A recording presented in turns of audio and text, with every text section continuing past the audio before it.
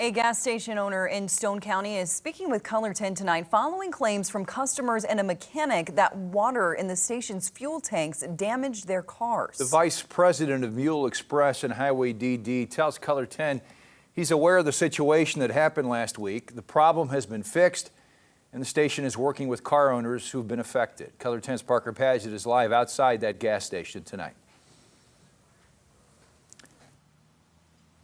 Yeah, I spoke to a customer who reached out to Color 10 hoping to spread awareness to anybody else who might be affected. Now, she says she wants to continue being a customer here, but also wants her car fixed. Now, I spoke to the VP of the MULE Express off camera. He tells me he believes that there was water in the fuel tanks, but also tells me that the supplier of fuel has been giving them problems for some months now. And I also talked to a local mechanic who says he's been flooded with calls from other drivers who believe they've had water in their tanks.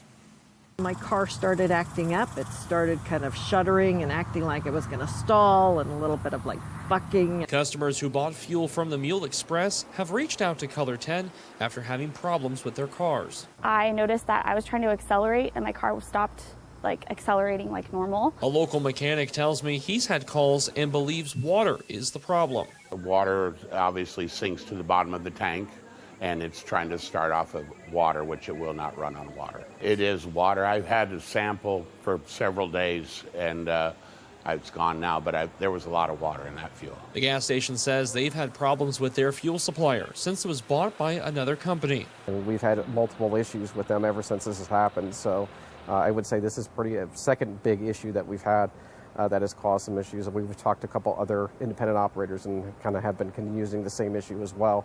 Post says the company is working to help people affected. As anybody knows, in working with insurance companies and with another petroleum company that's involved in other companies, that we ask that, please provide us some patience. Which works for BURRELL and Hayes, but not others. I've been pretty fortunate. My husband is retired, so I've been able to use his car to go to work, but it puts him out of vehicle. I've got two kids, one that's a type 1 diabetic, my son, so I need access to be able to get on the road at any given point. I'm glad that we're kind of taking a step in the right direction to find a solution.